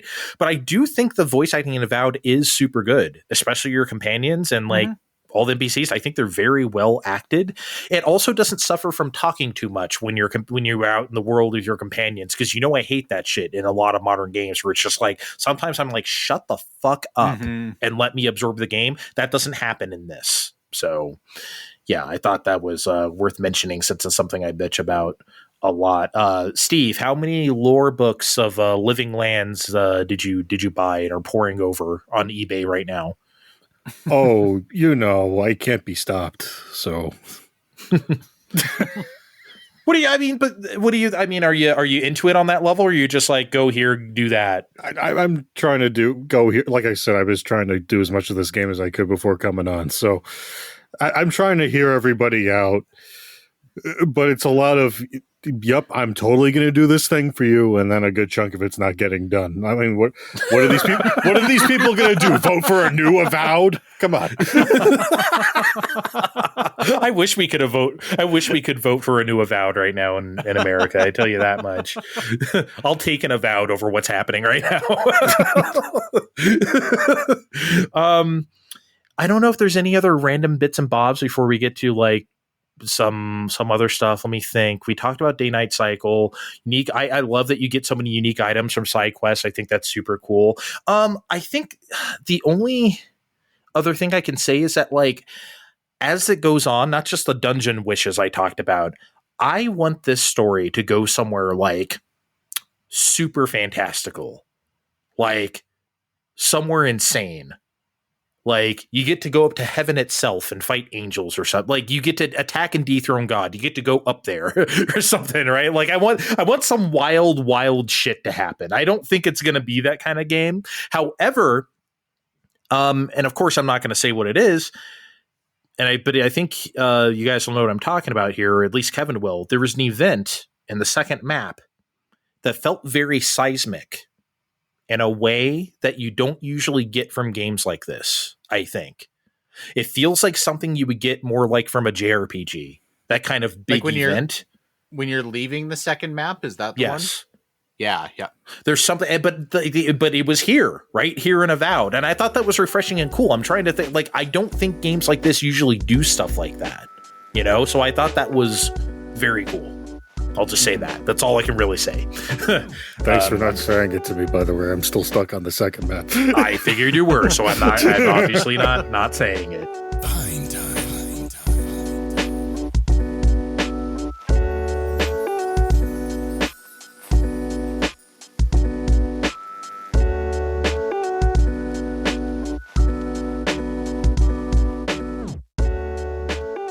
Let's have some more spoiler-free discussion, because, like, if people have played Avowed and they're listening to this, they might want to know some of our decisions so far. So we can talk about a couple of them. I wish we could talk about Dawn Treader, but there's no way to not spoil when talking about that. So I want to ask you guys, let's just put it this way. How did you resolve the first map, Kevin? What did you do? I let him live. You let him live. Steve, what did you do? Live and let live. Live and let live. So he died, but I did not kill him. That's all I can say. You know, because I was kind of indifferent. I was like, I'll let him live. But then when I had the chance to be like, for him to die anyway, I was like, sure, that's fine. Doesn't matter to me. So I just felt like being an asshole in that instance. Did you and letting fess it happen. up to it when you were asked? I kind of played dumb. I didn't know that would happen. I knew exactly what would happen. That's how I played that. Yeah, 'cause I don't care. So also, there's a voice in your head in this game. Let's just say that there's a voice in your head. Do you trust this voice, Kevin? No, and I was playing like I didn't for, maybe through the first map and a half ish.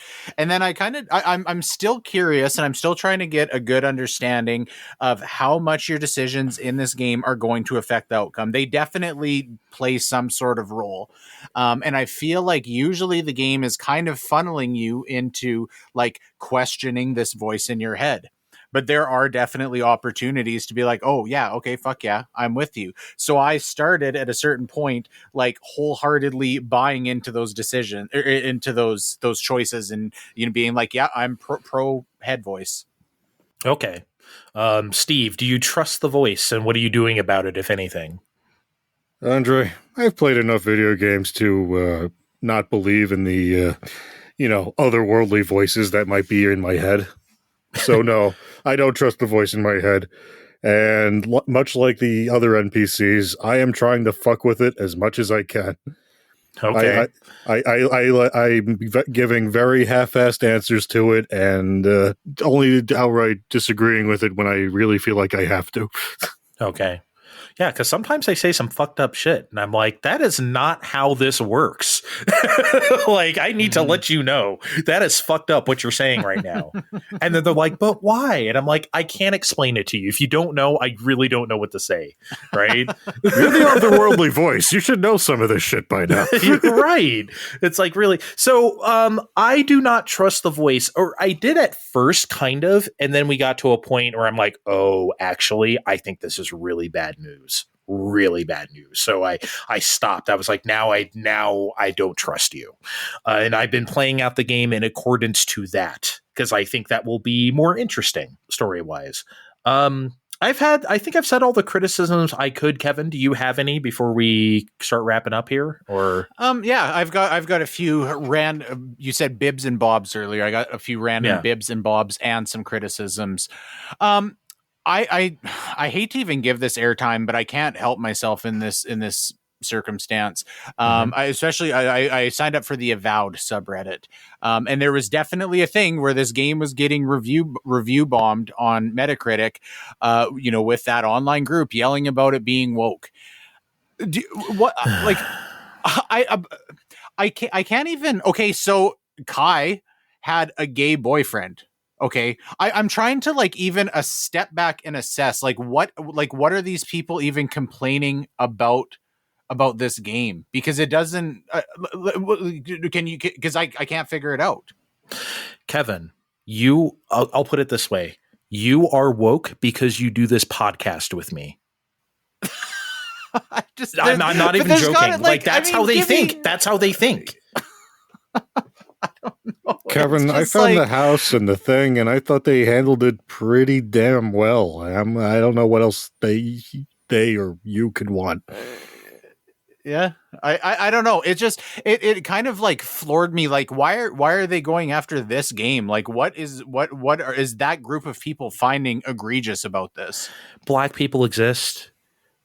I mean that I know that sounds overly simplistic. Like, gay people exist, other people exist that isn't whatever their narrow worldview is or want their narrow worldview to be. And typically, it's like you said, we don't usually talk about this stuff or these people on this show just because I hate to even give them airtime or give that kind of mindset airtime. But yeah, I think it's important every once in a while to be like, fuck those people. So, but here's the thing. Their favorite game in the world, New Vegas, has hella gay people and they never said a word. And that was 15 years ago. So you tell me what the difference is nowadays, right? So what can I say?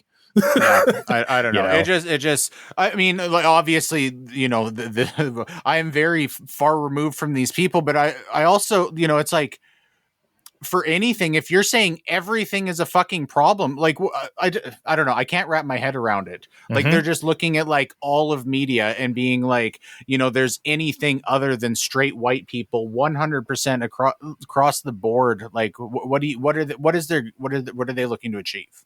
Yep. I don't know. It's specifically stuck in my craw in this Kai is a blue lizard man. What the fuck do you want? Yeah, it's not even a real person. Like, what do you? What are we doing? I mean, it's wild, man. But that's how they think, dude. Remember, like 6 months ago, we found the woke list of like games on Steam. Remember that, Steve? Where it's like, this game has no woke. This game has LGBTQ plus something. This game has a black person. I mean, like, you know, I remember it now. Yeah, like, so people, again, this didn't happen a long time ago when we had just as many gay people or non-white people in these other games of this type. So, but you know, hey, what can I say? Those people sit and they play the first Uncharted over and over and over and over again. Yeah, the shit. You want Impossible White Man? Definitely just play Uncharted for sure. Absolutely. All right. I'll move on from that. I made a comment last episode, and we weren't really talking about Avowed. We were talking specifically about Microsoft, and you know, them failing this generation when I thought there was a chance they were going to succeed. But I did make a comment saying, you know, even with Avowed coming out, even if it's great, it's not going to move the needle for them. And I want to withdraw that to a degree. I don't think it moved the needle hugely. But I think this game is exactly the kind of exclusive that they've needed, you know, 3 of per year for the last 6 years. Yeah. This is their best game of this generation by far, and their most impactful one, I would say.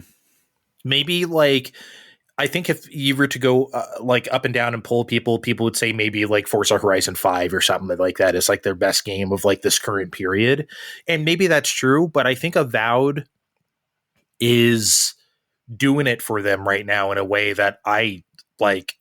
Can you think of a single thing that has moved? Not Hellblade, not that we ever thought it would. I mean, a generation from now, people are going to be talking about Avowed much more than they're ever going to be talking about Halo Infinite. And Halo Infinite was what they were really fucking, you know, resting on their laurels. And you know, that's what's going to fucking sell this machine. Okay. To bring us back to the top, it got the 3 of us to talk about the Avowed game while it was relevant. Yeah. What more impact do you really expect from a Microsoft game? I mean, shit, if I didn't have this new computer, I would have tried on Steam Deck. I would be like, okay, maybe I can run it at 30 and like, maybe, you know, just like kind of how I was thinking for South of Midnight, you know, like I was thinking, but now I don't have to do that shit. But yeah, I think you were correct. This is their most impactful game in years, and good for them. Fuck, they did a great job here, and this came out great. Yeah. A few minor criticisms. We talked, this is really solid from a tech perspective. There's the odd graphical things here and there. Andre found a missing penis. If you haven't seen it, go look at the post on Blue Sky, because that was just incredible. Who holds their dick like that when they pee, man? That's so weird. Nobody does that. It was concepts of a penis. But the hair bob, when you skip forward in what they're saying to move the dialogue along, if they have long hair, it always jumps. Have you guys noticed that? Yeah, always. It gets on my nerves. Why is that still a thing in 2025? They snap to because they kind of like pop into view instead of like moving. Yeah, it's I know. Weird, I know why it happens. I just like come on, we can fix this. Make the hair heavier. That's kind of an open world thing though, because like, have you ever warped somewhere in Fallout or Elder Scrolls and like everything's like a foot off the ground and they all just kind of like hit the ground? Yeah. I think needs to load in and like reset to the physics. Mm-hmm. So I think they're kind of doing that with the people as well a little bit. Yeah. We talked about how good it looks. The faces do not look good. I don't think the people, really, the human faces. Yeah, I don't know. I think I've seen games where the faces look much better. The less human they are, the better they look. But I don't know. The faces are not doing it for me here. I don't think they're that then again, look, in open world, I don't really have much of a much of an expectation. So like I just kind of take that as it comes. It's just what it is. But yeah, I get it. Almost seems mismatched when everything else, you look at the horizon and like the scenery looks fucking so good. So I just want everything to look that good. So it's not that the faces are that bad. It just in comparison, maybe they don't stand up. Oh, can I ask you one more spoiler-free question? Okay. Because Steve hasn't done this yet. When you left map 2, did you kill her? Oh, yeah. Okay, sorry, I killed her too.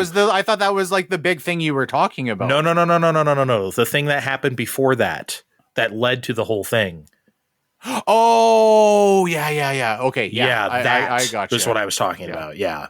But no, okay, yeah. I wasn't really looking to, right? I wasn't like, but she just wouldn't shut the fuck up. So I did. I was just like, she was just like, I mean, she was fine at the end of the first map, and then she was like just such a needless cunt. Like she really was. So I'm like, you know what? I don't care. Whatever happens in this dialogue choice, if I kill you, fine. If not, whatever. But I'm glad I did because get a cool unique. Anyway, go on. My biggest criticism. This fucking pissed me off. Who says envoy like envoy? And they don't even all say it. Like the odd one will say envoy, but like numerous NPCs more often than not will say envoy. Has anybody this isn't like a regional dialect thing, is it? They're just saying it wrong.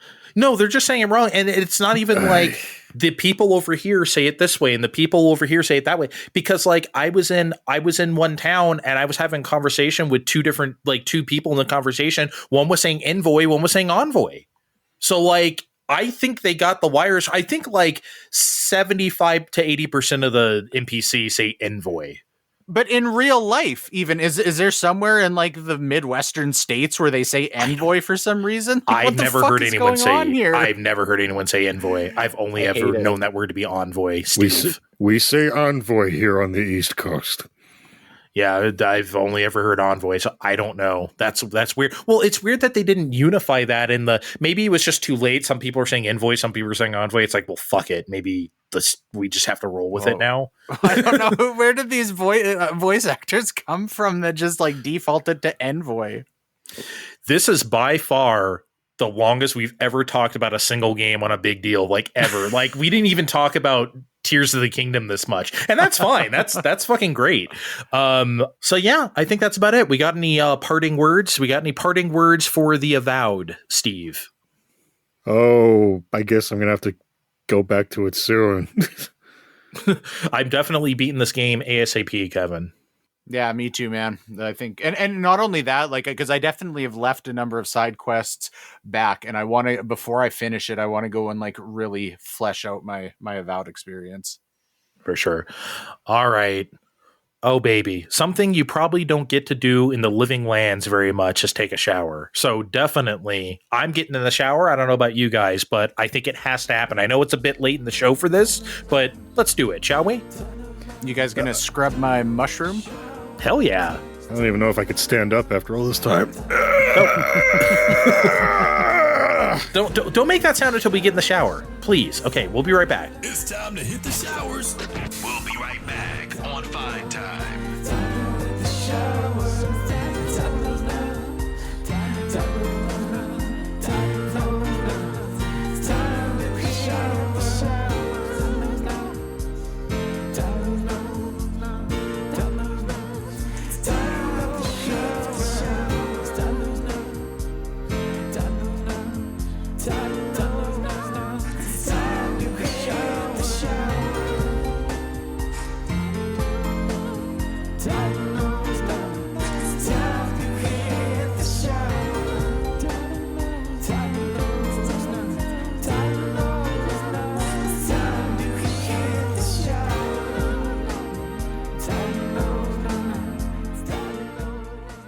Oh, baby. Oof. Give me that towel. I worked on my towel snapping, Steve. I hope you don't roast me this time. You're working on it. It's improved, but everything can always use improvement in our lives. Kevin seemed to like it. Oh, I got a little red mark that might persist till tomorrow. Ooh, hot. Okay, we all got into the Sonic Racing CrossWorlds Closed Network Test this past weekend, and we just wanted to talk about it briefly because we just thought it was hilarious that all three of us got a code. Kevin checked his email. Oh, guys, I got in. Hey, I got in too. Steve, I regretfully got in. Yeah, I can't get into the Nintendo Switch private event in New York in a month, but no, you want to go play Sonic Crosswords? Here you go, you asshole. Oh, man. So I guess I'm more interested in what you guys have to say because I play this series, so I'm going to kind of let you guys direct this while I kind of chime in here and there with my knowledge of my Sonic knowledge, I guess. But before we get started, let me say this. The first two games in this racing series were not just Sonic, but Sonic and Sega All-Stars, meaning that you had characters and courses from Super Monkey Ball and Billy Hatcher and Samba de Amigo, etc., right? But CrossWorlds brings the focus back to just Sonic and friends. And personally, I think that's great because Sonic has so many characters and stages to pull from at this point that it feels endless, right? You're not going to run out of material. So I love the Sonic focus, but I absolutely understand why people would miss the general Sega fan service because that shit was so good in the first two games, especially Transformed. But I appreciate the focus here because you guys know how I am about Mario Kart 8. I'm like a Mario first about that. I don't like all the cameo shit. Get the Animal Crossing out of here. Get the Squid Kids out of here. Get the Zelda and I just called Link Zelda, didn't I? Get that green tunic Zelda out of here. I don't need that shit. And I don't need your saxophone F-Zero levels. I don't care how much Steve likes them. No, get your Excite Bike out of here. I just want Mario. That's how I feel. And I don't know, maybe the Excite Bike one can stay. Maybe I'm being a little biased. I do love that one. But regardless, that's how I feel. And I don't quite feel that strongly about the Sonic racing games, but I am glad that it's just Sonic. What are your guys' thoughts on that?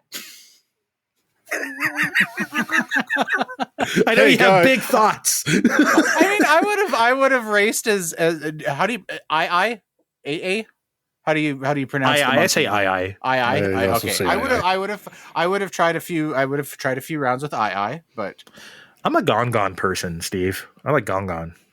Yeah, I generally like Gong too, but that's just me usually leaning towards the heavies in these situations. Yeah. Baby is too small to race a kart. He would get hurt. I would use the baby. But to steer our conversation back to the game we all tried, can someone tell me what the hell's actually happening in this game? Because no, I can't. I'll tell you what my experience was generally like. I picked a character of a handful. I picked a car. I certainly couldn't tell what was going on in the 40 seconds they let me have to look at the stats and things. So I'm like, okay, here's character, here's car, here's level. Okay. Then we finally start driving the car. Okay, I know how to drive car. I drive car every day. Okay, we drive car. We get item.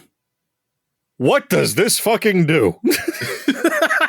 I guess I will push button and find out, because you could call it Mario Kart brain, but I feel like Mario sort of also informs you just by existing what the items do. Shell. Okay, I will throw shell at thing. That's what that does. Banana peel. You will slip on banana peel. That's what that does. Mushroom makes you go faster because, it makes you go bigger in those games. Okay, I can piece all those things together.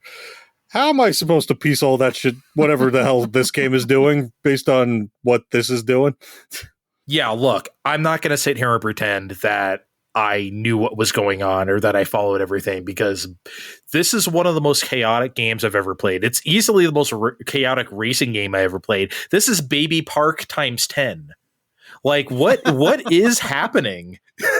Because it's not just you. I'm not gonna. I could have got on here and been like, if you had played the first 4 games, you might have had a little, but no.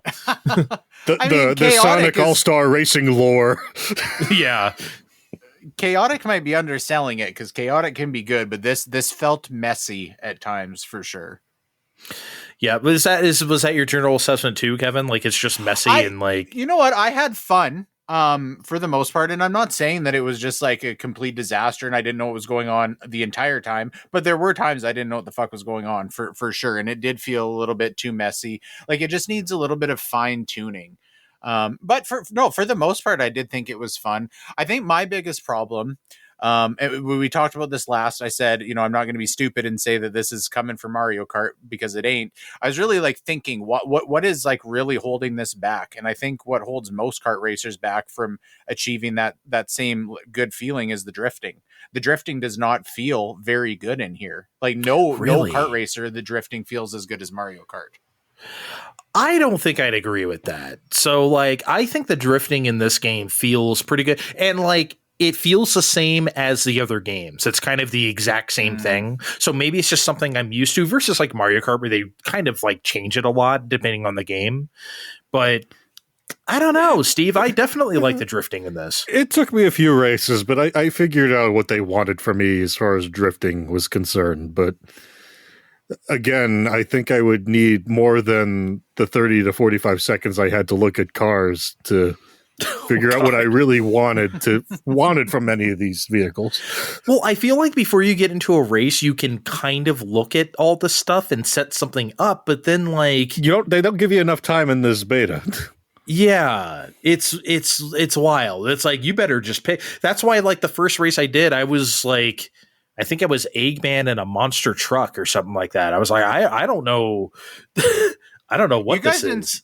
You guys didn't spend enough time in the menus, because I looked at all these cars. There's a fairly like decent car customization system that I spent probably like 45 minutes. I made my own special Green Hill Zone themed car. You made your own car. I like overlay. They give you like different decals you can spend your coins on, and I kind of like made the texture so it looks like the grass, and like different tones of brown for the dirt on the wheels and stuff. So wow. It's in there. Kevin, that is a lot of work for a thing that they are not going to let you carry over to the full title. But you can still just go into those same menus and look at the cars and what they do and the stats and the class they're in. I understand, but like, I should have just picked basic bitch Sonic in the racing cars, what I should have done, but I did not do that. I wanted to be weird. I don't even remember the characters to pick now, but yeah, I'm interested. I'm probably going to buy this, but man, that was a lot. There seems to be a system where it's like, the more rings you get, the faster you can go, almost like Mario Kart's coins. You get up to whatever coins, and then you have like a higher top speed. But this game is so wild that it's like, good luck. I don't like, I couldn't even play into that. I didn't even have time to pay attention to the rings because it was so wild out there. So yeah. It was a lot. And I guess I agree with you guys. It's a lot. It's chaotic, but I feel like it was in a good way. I actually did enjoy myself.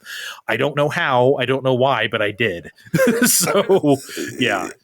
I mean, it sounds like I'm doing a lot of complaining, because I am doing a lot of complaining, but this is definitely, this wasn't bad, but this is also something I'm going to wait for Royale with cheese to get, like, one day where it's going to be like, this is now available on Sony Premium Plus or whatever. Like, yeah, okay, now I'll get it.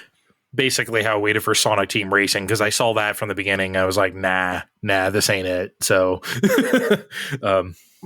We got to talk about the world switching, because that was super fucking cool and it looked good and it felt good. Do you guys remember we had a big question maybe a year or two ago where we were saying like Nintendo has like really hit their stride with so many of their franchises, you know, Mario Kart 8 Deluxe, Smash Ultimate, you know, what should they do next?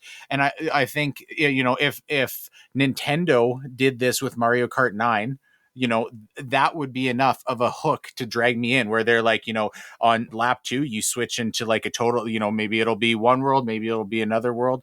You know, that's a great mechanic, and it was implemented really well in here.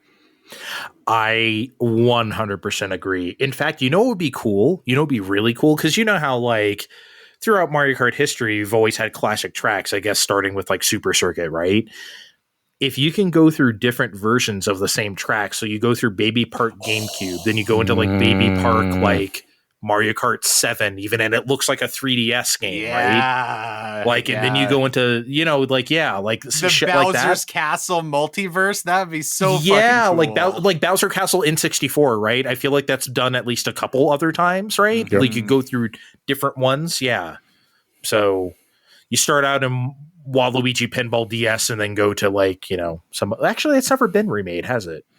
It's in the Switch version. Yeah, it's on Switch now, finally. Yeah, but yeah, that I think that would be cool because it celebrates their history in a way that would be like super rad. Plus, of course, new courses. So yeah, that's my hot idea. That won't happen.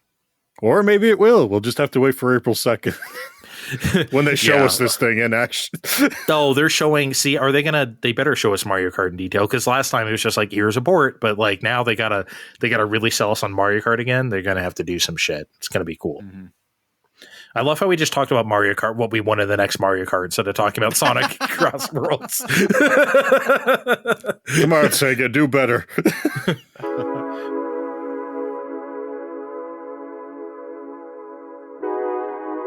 All right, guys.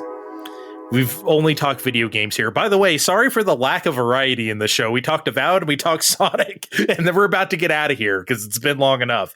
However, I don't want to let us go without a game. And we got to play the game that put us on the map, okay? We have to play JAV Titles, Real or Fake.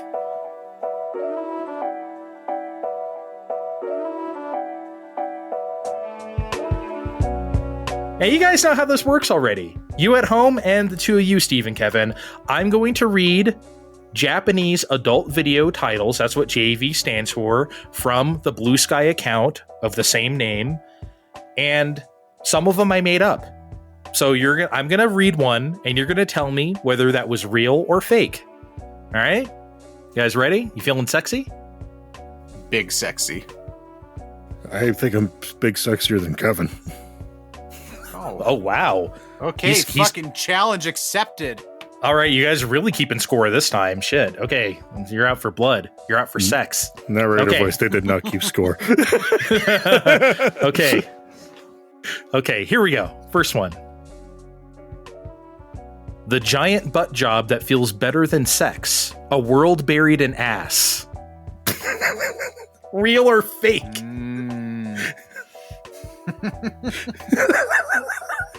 Fake. I think the problem is he's getting better and better at the fake ones. I think it's fake too. Fake? Okay. Steve, fake? Fake. This one was real.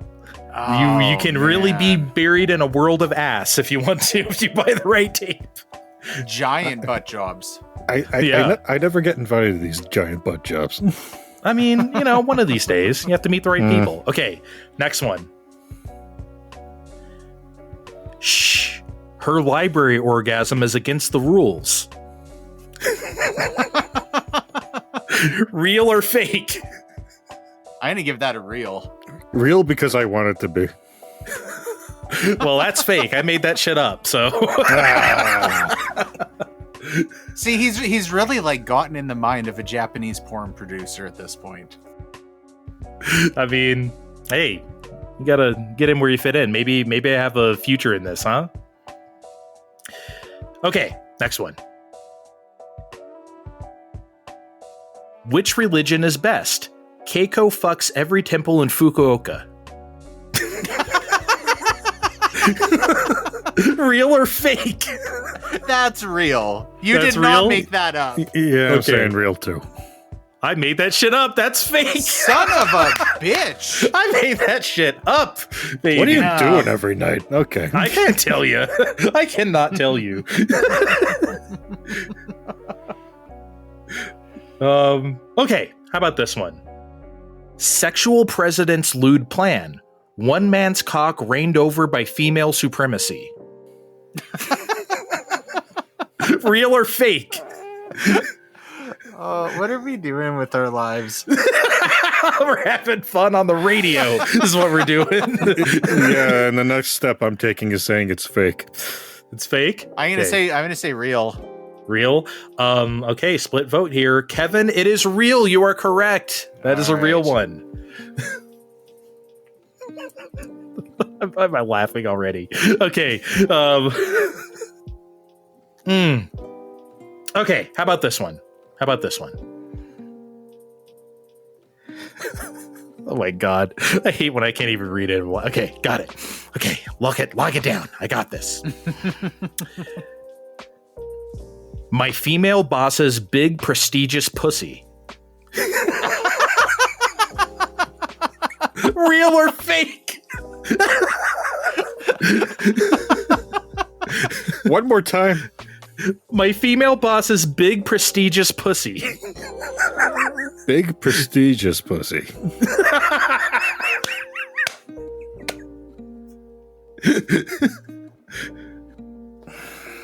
Oh man, I've never seen Steve think about one this long. Actually, I think you made that shit up. You're Yeah, getting me depraved. too. okay, Fake. you guys are on to me. I made that shit up. I made it up. You got me. Okay, couple more. Okay, couple more. How about this one?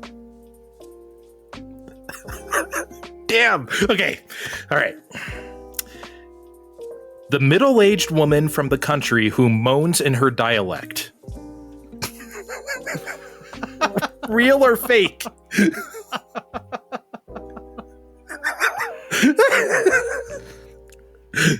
It's real because if it's fake, we have to put you on a list. Well, not we, but government Okay. agencies will need to put you on a list. All right, Kevin.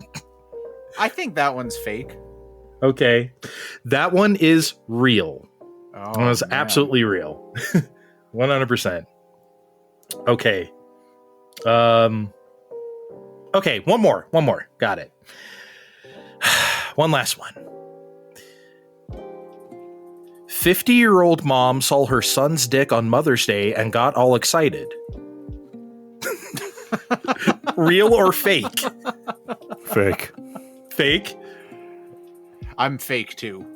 That's real. Absolutely real. Damn. True story of a 50-year-old woman who saw her son's dick on Mother's Day.